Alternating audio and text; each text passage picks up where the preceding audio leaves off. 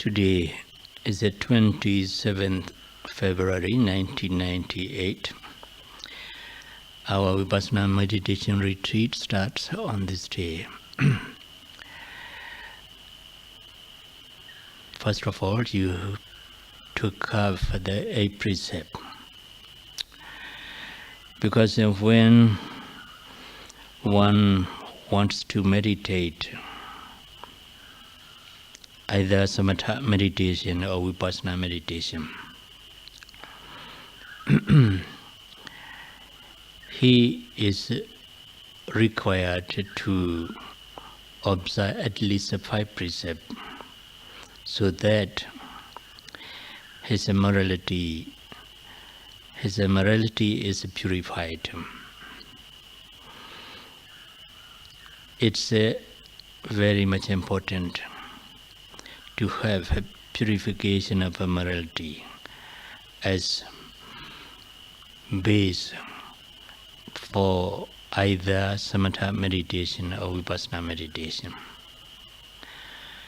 Because purification of morality is very much conducive to the concentration as well as the insight. That's why meditator has to observe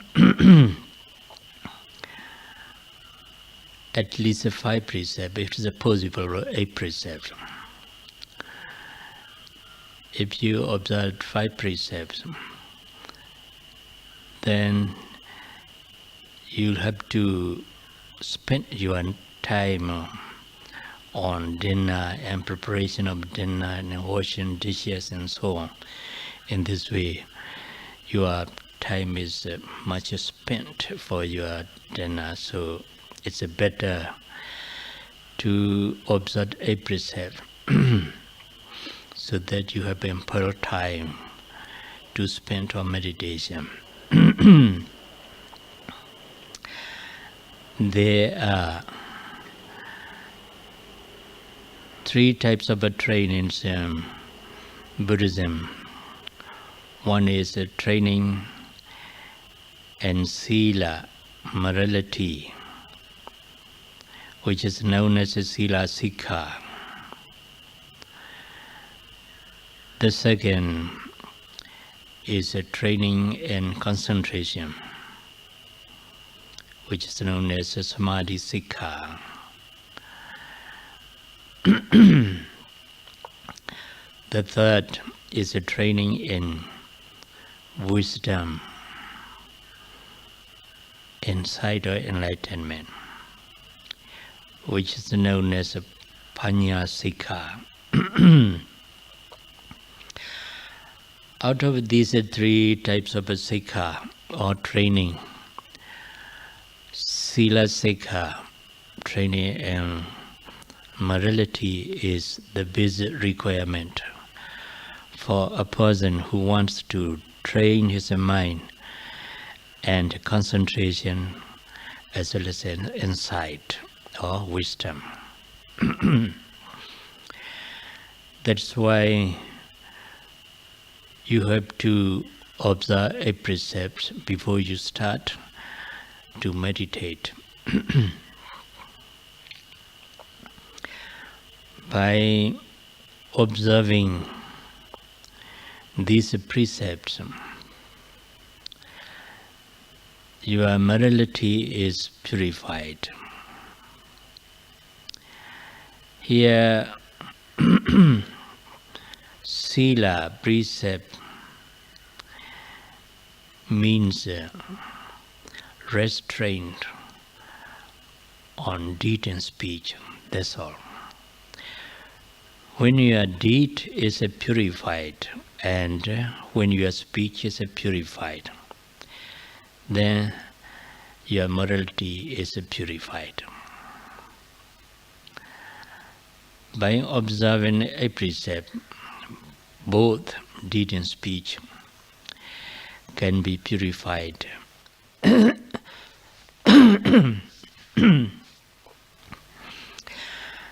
As you know, in Buddhism, Kaya Kamma, Vaji Kamma, Mano Kamma.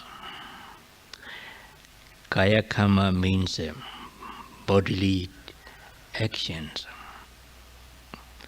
Vaji Kamma means verbal actions. Mano Kamma means mental action. Mano is mind or mental, Kamma is action or deed. Mano Kamma means mental actions, mental deeds. Out of these three, by observing precepts, especially a precept, your Kaya Kamma and Vaji Kamma, bodily actions and verbal actions are purified. Because you have to restrain your deed and speech so that you cannot do evil things, you cannot speak evil speech. So by observing the 8 precepts, your deed and speech is purified. But precepts or observance of precepts does not enable a person to purify his mind. It's the only meditation that enable a person's mind purified, that enable a person to purify his mind. So based on purification of a deed and speech, or purification of a morality, meditator have to develop either samatha or vipassana, either concentration meditation or insight meditation.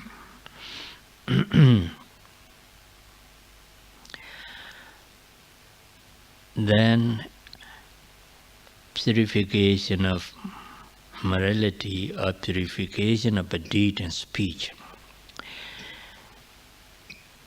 helps the mind or helps the meditator to be able to purify his mind by means of either samatha meditation or vipassana meditation.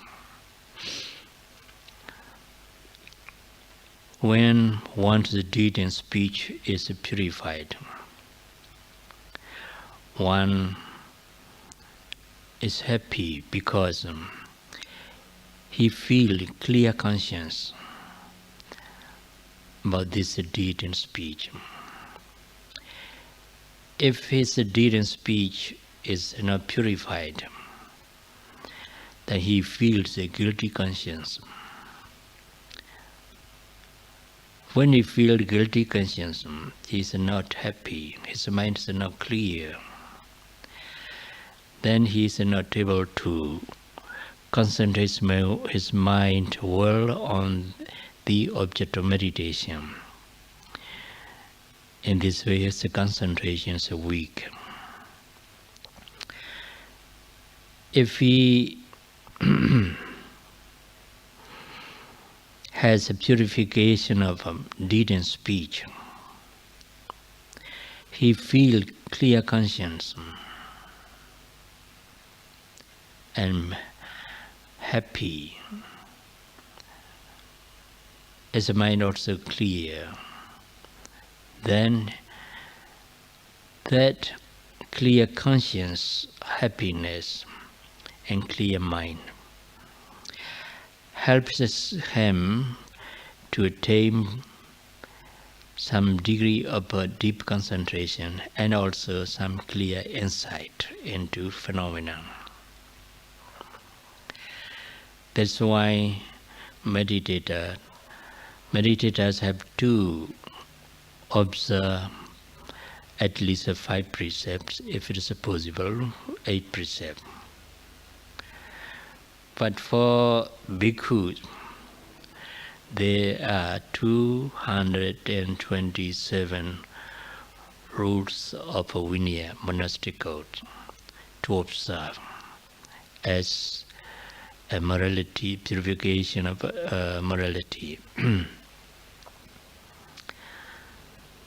So you have taken up this a precept now as a basic requirement for your meditation. Then you feel clear conscience because your morality is purified by observing the precept. The clear conscience conduces to your concentration as well as insight. So you have to practice, you can practice either samatha meditation or vipassana meditation based on the purification of morality, which is known as sila visuddhi. This is the first visuddhi of the 7 kinds of visuddhi. Only sila, or morality, is purified. Meditator can concentrate well on the object of meditation and attain the clear insight into mental and physical phenomena. Then here you are to practice Vipassana meditation based on this purification of the mind, no samatha meditation. Then I think here we should know a little bit the difference between samatha meditation and Vipassana meditation. Samatha meditation, as you know, is a concentration meditation. It's a practice to attain deep concentration of the mind only, not to realize any mental or physical phenomena. So by means of a samatha meditation, a meditator cannot realize any mental or physical phenomena in their true nature.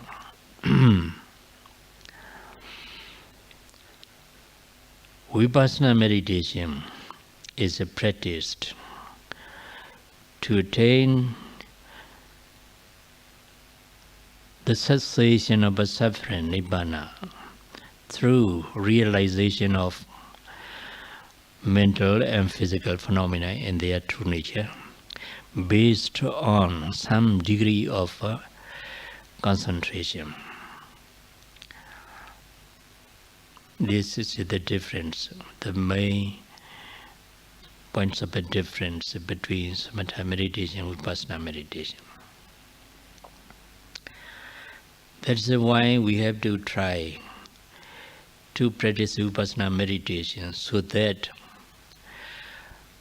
we can realize mental and physical phenomena in their true nature and destroy all mental defilements, negative mental states, and attain the cessation of the suffering.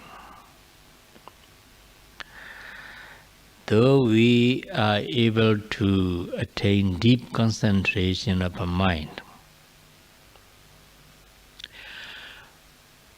we cannot attain the cessation of the suffering if we are not able to realize any mental and physical phenomena. That's why we have to practice vipassana meditation. But today, I won't deal with the theoretical aspects of Vipassana meditation. I'll deal with the practical aspects of Vipassana meditation. You are also not beginners, I think. You have some experience. And Vipassana meditation, maybe it's about, except for about 1 or 2 meditators. So I'll deal with just a practical aspects of Vipassana. Here, Vipassana means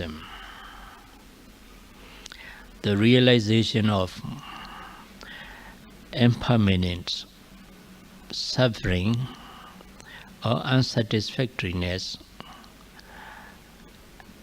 and non-self or non-ego of mental physical phenomena. These are called 3 general characteristics of the existence.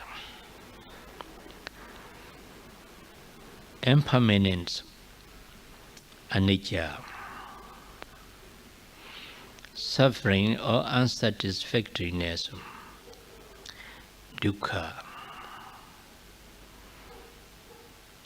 No self or not ego is anatta. These are 3 general characteristics belongs to all mental states and physical process. In other words, all mental states and physical process has these 3 characteristics of impermanence, suffering, and no soul, no self nature, or impersonal nature, absence of a soul or self. Only a meditator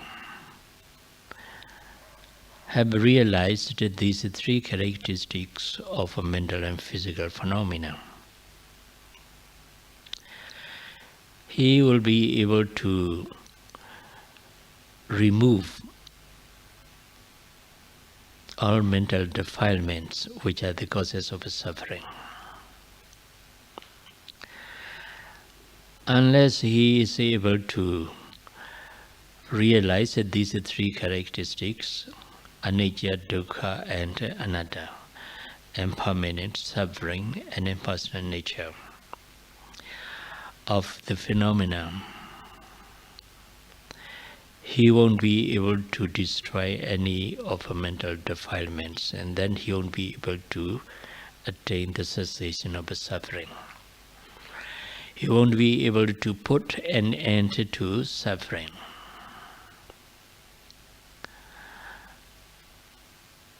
That's why Vipassana, the realization of impermanent suffering, impersonal nature of mental and physical phenomena, is very much important for a person who wants to get rid of suffering.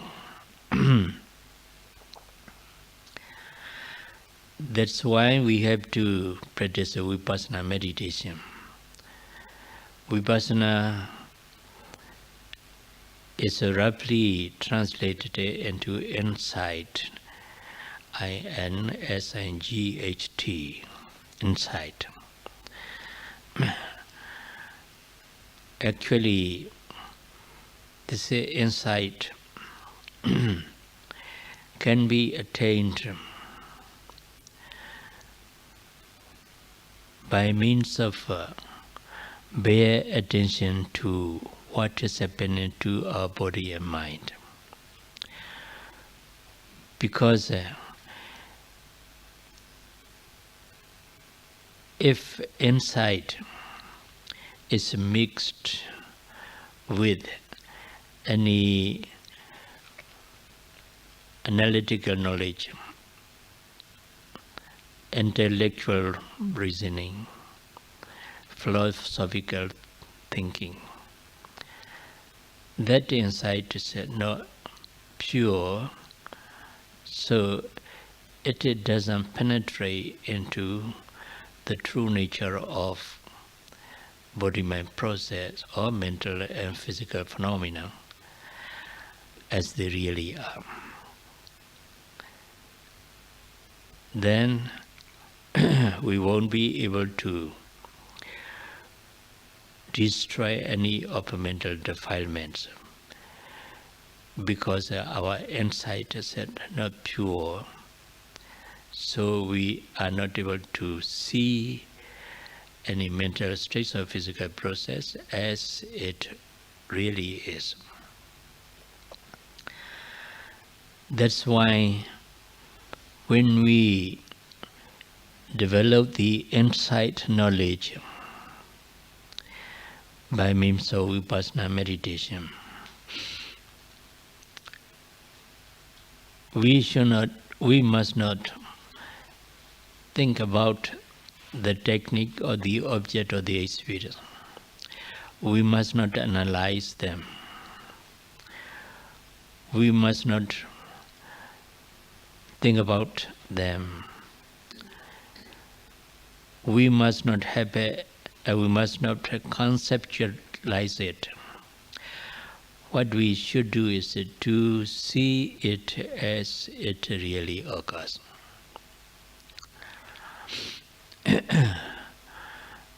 That's why the Buddha said, Bhutam Bhutato Pasati. The meaning is, you should see a thing as it is. That's the right understanding of that thing. So, to attain the right understanding, Samadhi in Pali, we should try to see any mental states or physical process as it really occurs. That is insight knowledge. Vipassana jnana. Then to see things as they really are is right understanding of the phenomenon. To rightly understand or to realize any mental phenomenon or physical phenomenon as it really is,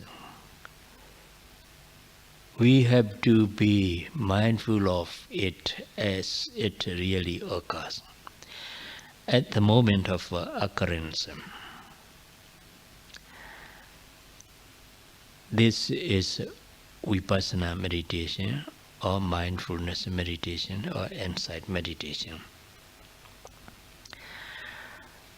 So the insight meditation, Vipassana meditation, has many varieties of mental states and physical processes as the objects of meditation.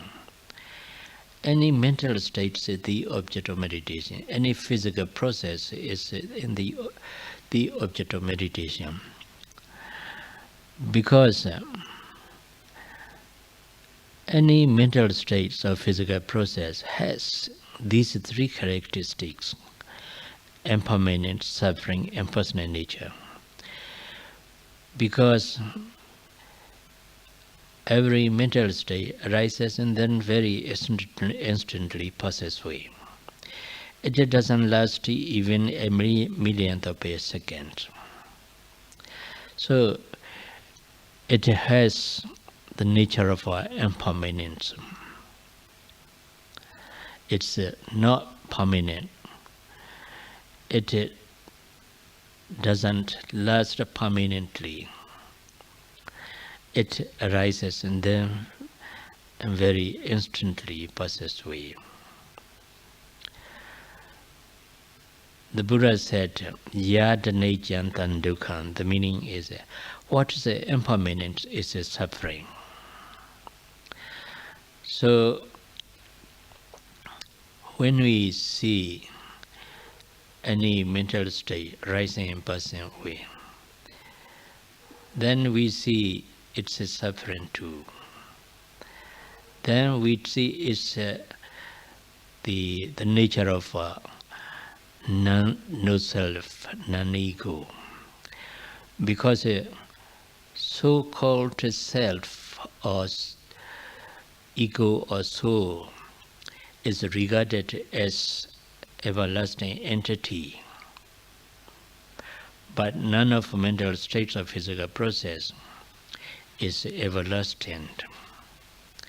Every mental state and physical process arises in their very instant passes away. So they are neither a self or nor a soul, neither a person nor a being. That's why they are called no self, non-ego, and no person, no being. These are called anatta. In this way, by being mindful of any mental states or physical process, we come to realize it's an impermanent suffering and personal nature. Then we don't take it to be a person, a being, a self or a soul. That's why we need to be mindful of it, to be aware of any mental states or physical process that is arising at this moment as it is. This is mindfulness meditation or Vipassana meditation, insight meditation. But there are many objects of Vipassana,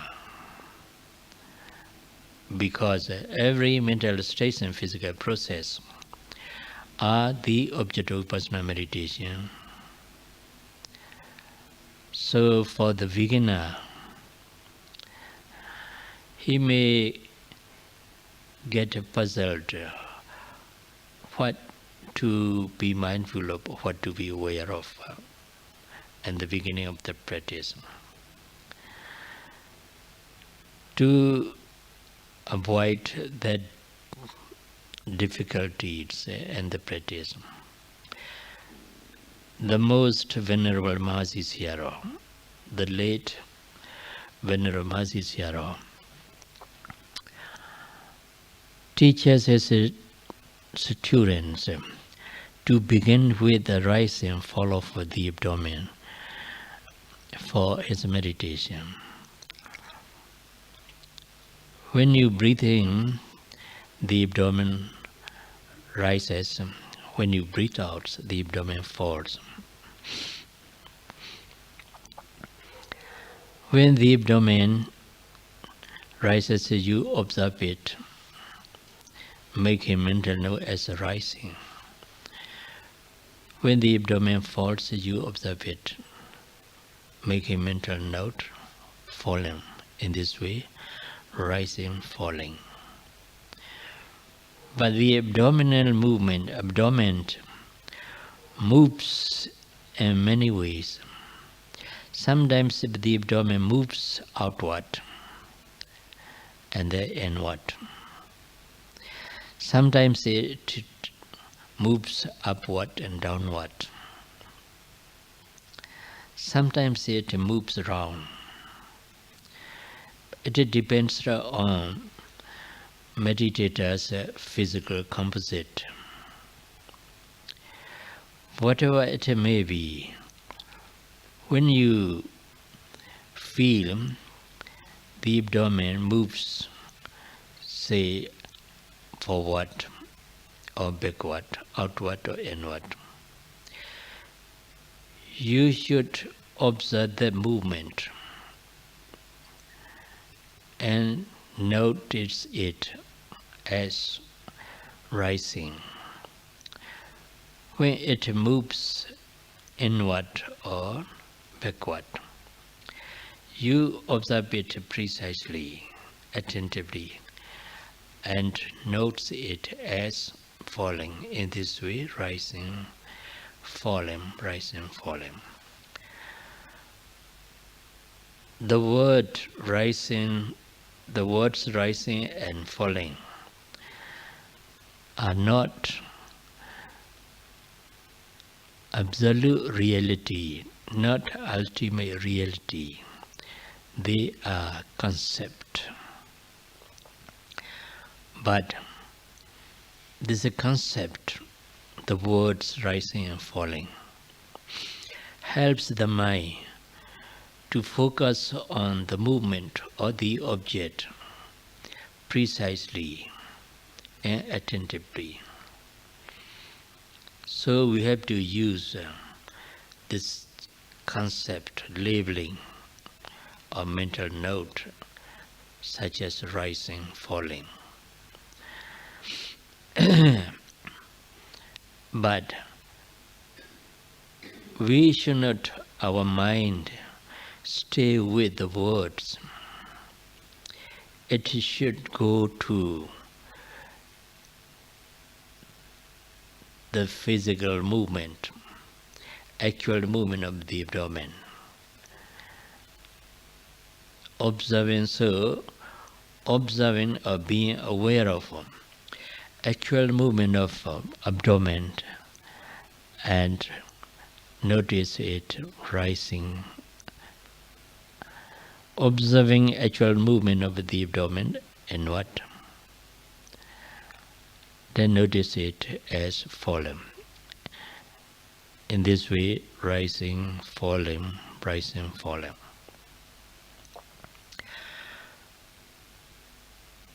In the beginning of the practice, the abdominal movement may not be distinct enough to observe. But later on, it will become more and more evident and conspicuous to the mind. Then meditator can concentrate on it very well. But in the beginning, the abdominal movement may not be satisfactory, so satisfactory that meditator can concentrate well on it. Then the meditator, to make it more distinct, he breathes out vigorously or somewhat quickly, so that the abdominal movement becomes more distinct. He must not do it. Breathing must be natural and normal. Later on, the abdominal movement will be more distinct, more prominent to the mind, so that meditator can concentrate well on it. So meditator must not try to breathe in or breathe out vigorously or quickly or deeply. Breathing must be normal, natural as much as possible. Try to observe it as much as possible. Gradually, when the mind becomes concentrated to a certain extent on the movement, it will be more and more distinct to the mind. During contemplation of a rising falling movement, you may hear any sound or voice loud enough. Then you note hearing. Here, when you observe the consciousness of a hearing, not the sound of the voice, you are to observe the consciousness of a hearing as hearing. Observing the consciousness by hearing includes the sound, the object. Then you come to realize both consciousness by hearing and the sound of the voice. So you should note hearing about 4 or 5 times. After that you return to the abdominal movement. Note as usual rising, falling.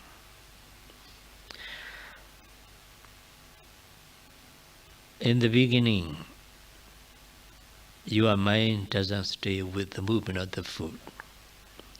However, you try hard to concentrate it on the abdominal movement. It doesn't stay with the movement of the foot even a minute. It goes out very often, wanders off, thinks about something else. When the mind wanders or thinks about something, you must not bring the mind back to the primary object, that's the rising and falling movement. You must not bring the mind back to the primary object, rising and falling movement. Then what should you do? You should observe the mind which is wandering, which is the thinking, which is imagining. Make a mental note as wandering, thinking, imagining, and so on. Until that wandering mind has stopped. That wandering thought has stopped. After it has stopped, you return to the primary object. Note as usual, rising, falling.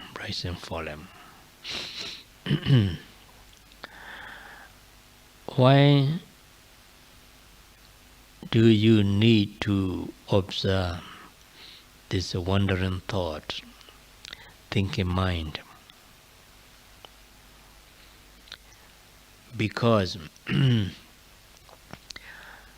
mindfulness and meditation is to be mindful of or to observe whatever arises in our mind and body as it really occurs.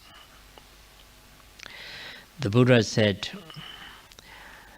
Vikitam vajaitam vikitam chaitanti bhajanati. In the chapter of mindfulness of consciousness. Vikitam vajaitam vikitam chaitanti bhajanati means when the mind wanders, you should observe it as it is. That's it. What the Buddha said. When the mind wanders, you observe it as it is. When the mind runs or goes out, you observe it as it is.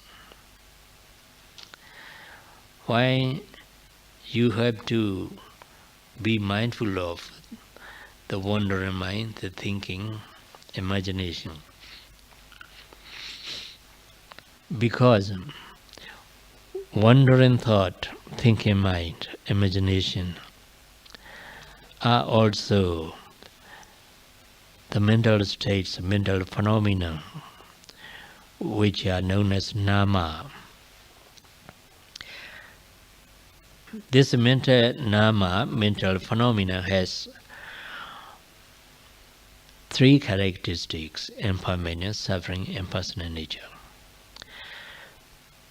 To see or to realize impermanence, suffering, and impersonal nature of this wandering thought, thinking mind, we have to observe it, we have to be mindful of it as it is.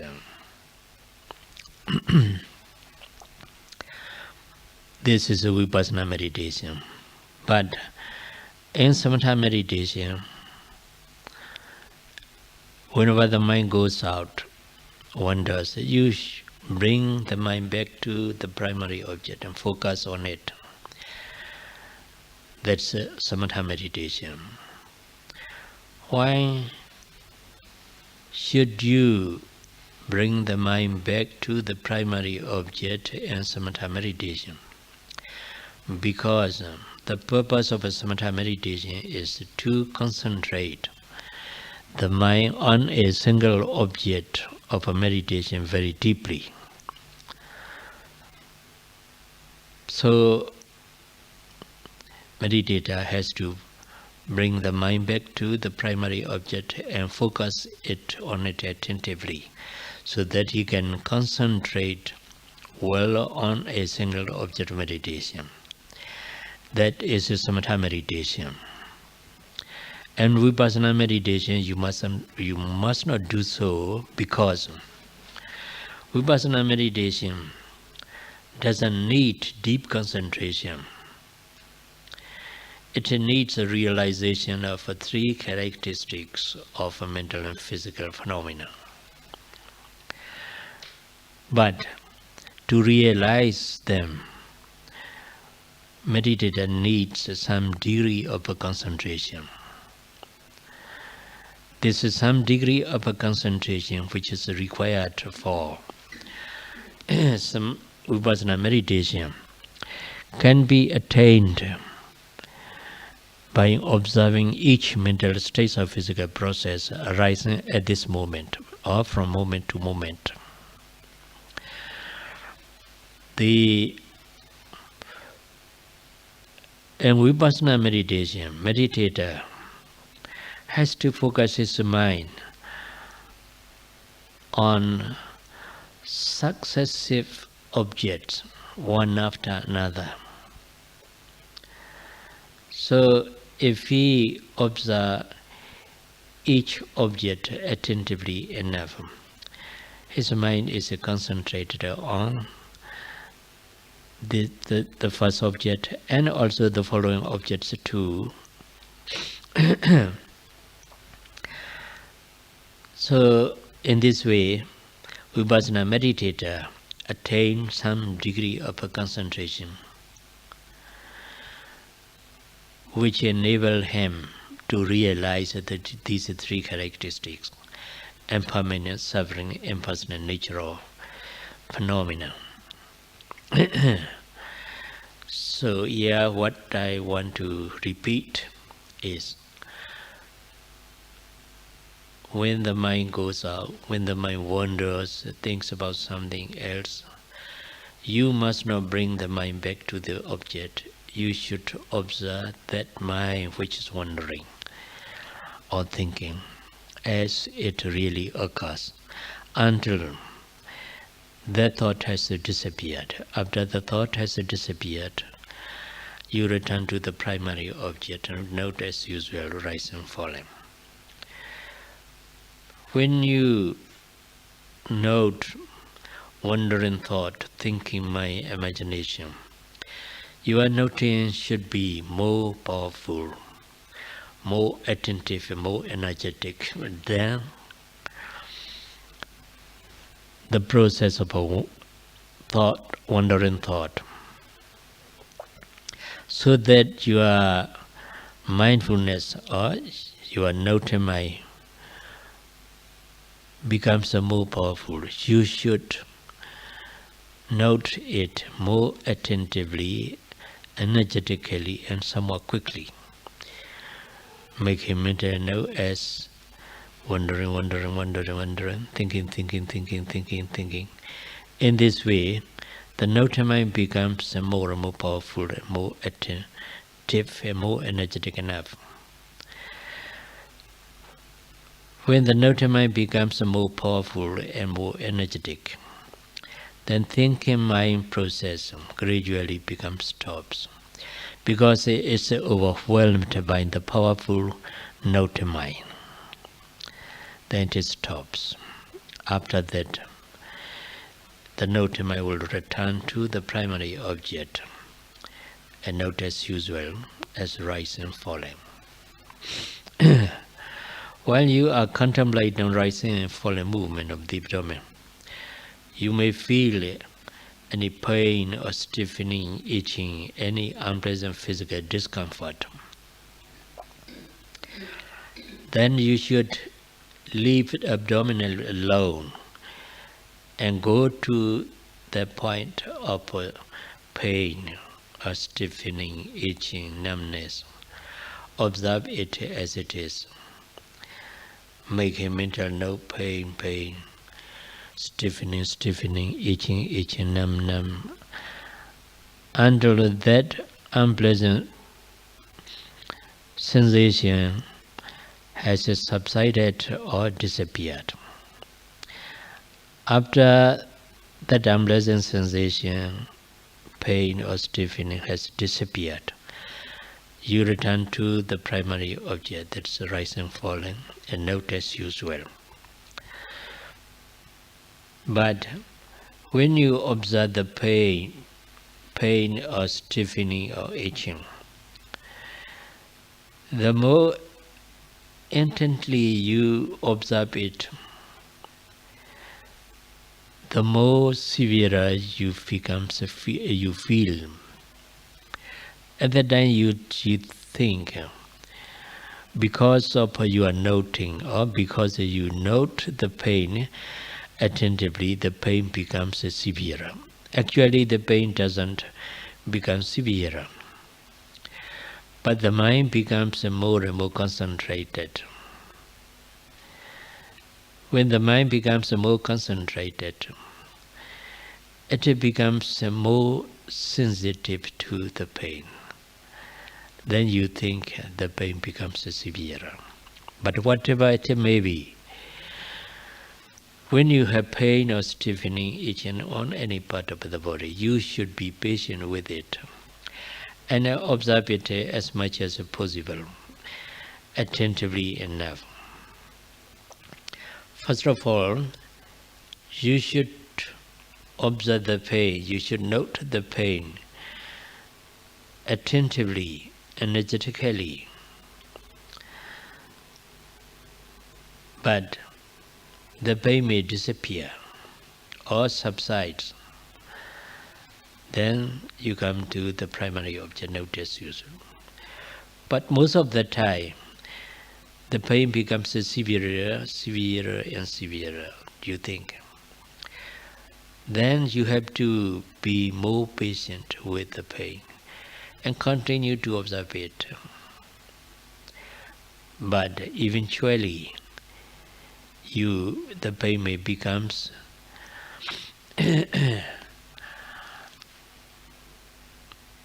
severe, and the state of a severe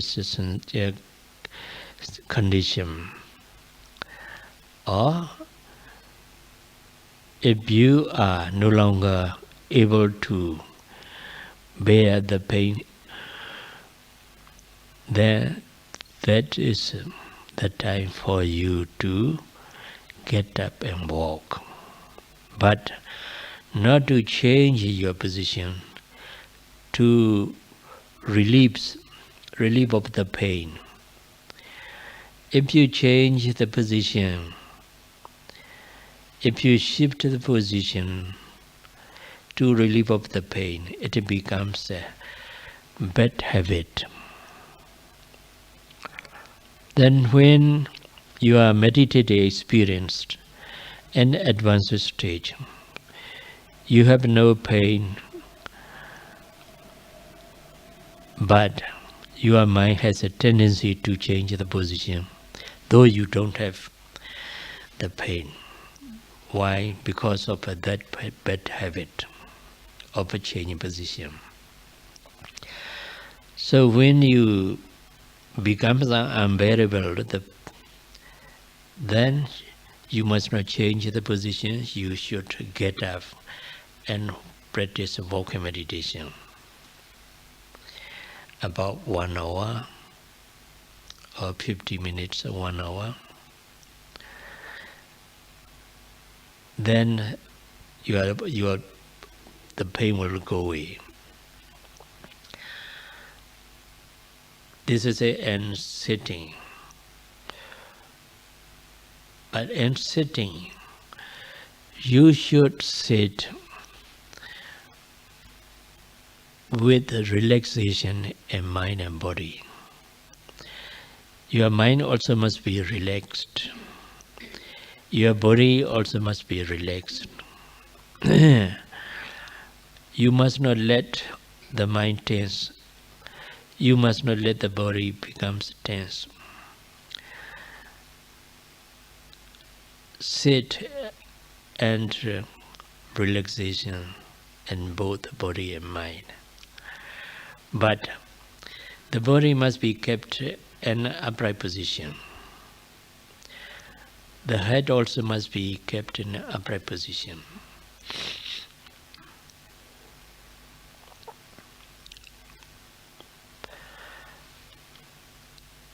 The body must not bend.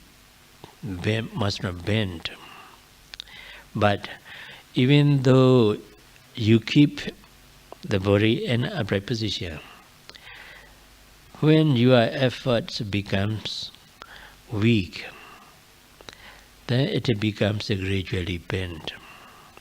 If you know it, you keep it up again, making mental note straightening, the movement of a straightening. When the body is in a position, in a normal position, upright position, then you note rising, falling movement.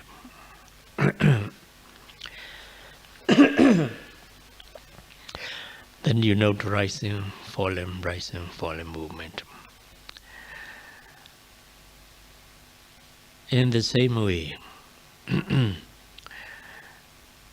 when you sit, you should keep your head also in upright position. The head should not be bent forward or should not be bent backward. It must be in upright position.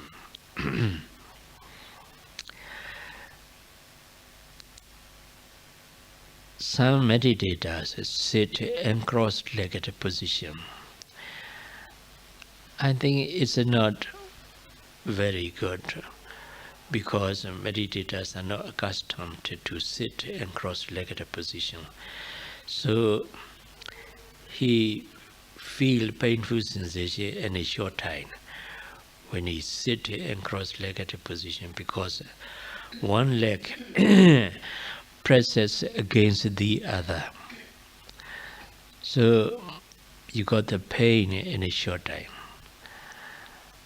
Without crossing one leg against each other, you should place the two legs side by side evenly. One leg outside and the other inside.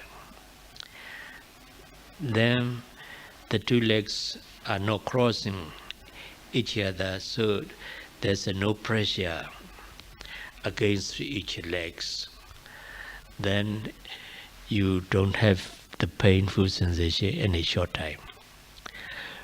But when you have sit for some times, you may feel tense in the area of the knee, but you should observe it. Then in the walking meditation, when you walk, the purpose of walking meditation is to realize each movement of the foot very well. Movements of the foot is Vayodhatu. It has also three characteristics. To realize impermanent suffering, impersonal nature of the movement of the foot or Vayodhatu element, we have to observe each movement of the foot while we are walking. That's a walking meditation. So when you walk, you should look at a place about 6 feet ahead of you, 6 or 7 feet ahead of you, without looking around here and there.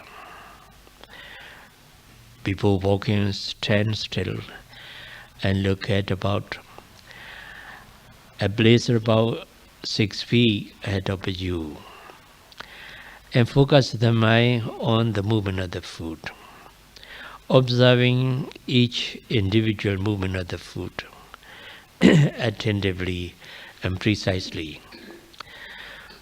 First of all, you note one step, one noting, left, right, left, right.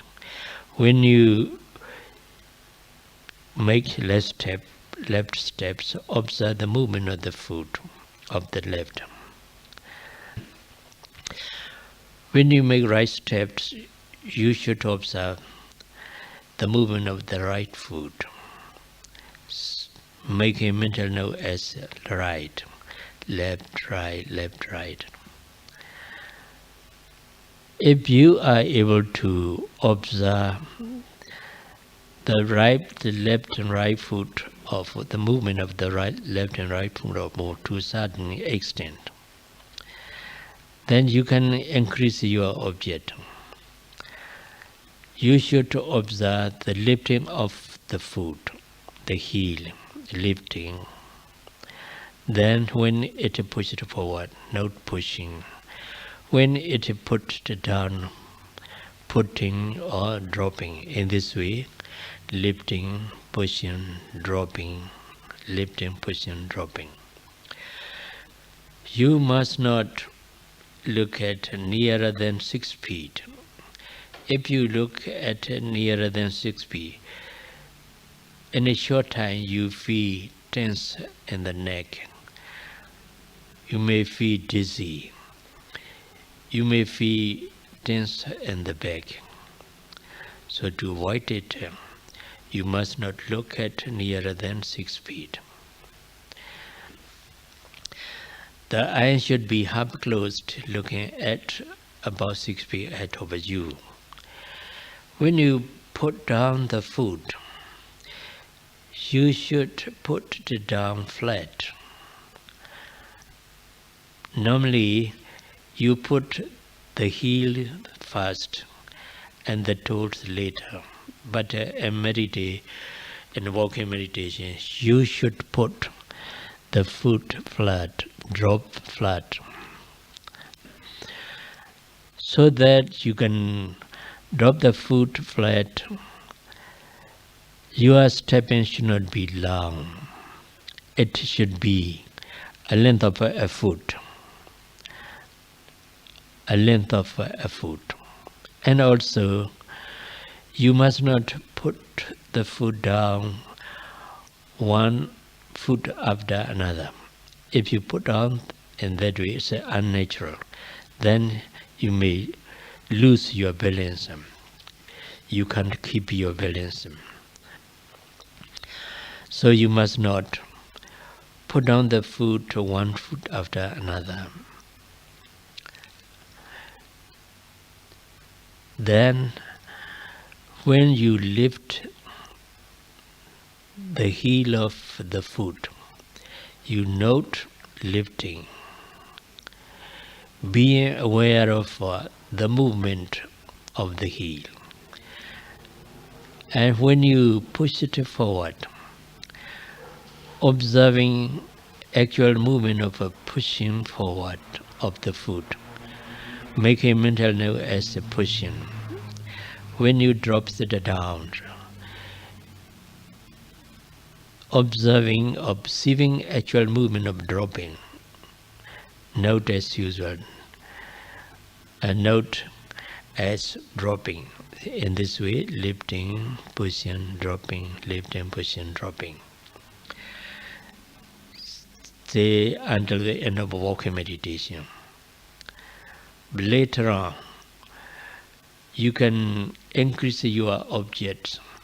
Say lifting, pushing, dropping, touching, pressing, and then lifting, pushing, dropping, and then lifting, and then pushing, and so on. But for the time being, for the say 1 or 2 or 3 days, you should note left and right about 10 minutes. After that, you continue to note lifting, pushing, dropping, lifting, pushing, dropping. Determine your mind that I won't look around while I'm practicing walking meditation. Keeping the eye all the time ahead of you. When you have a tendency to look around, that tendency must be noted. When you have a desire to look around, that desire must be noted. As tendency, desire, until that tendency or desire has disappeared. When that tendency or desire has disappeared, you won't look wrong. Then your concentration won't be broken.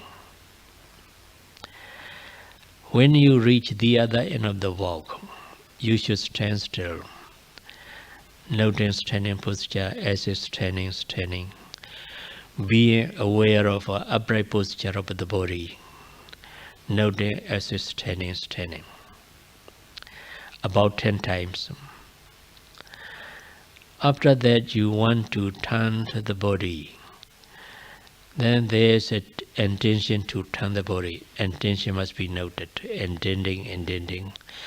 Then turn the body very, very slowly, so that you can be aware of each individual movement of a turning. Observing the turning, the movement of the body as a turning. But when you turn the body, you can observe 2 things. One is you can observe the turning movement of the body. The other thing is you can observe the foot, which it moves. But it's better to observe the movement of the body, the turning movement of the body, because you have to observe the movement of the foot while you are walking. So while you are turning, it's better for you to observe the movement of the body, observing and noting as turning.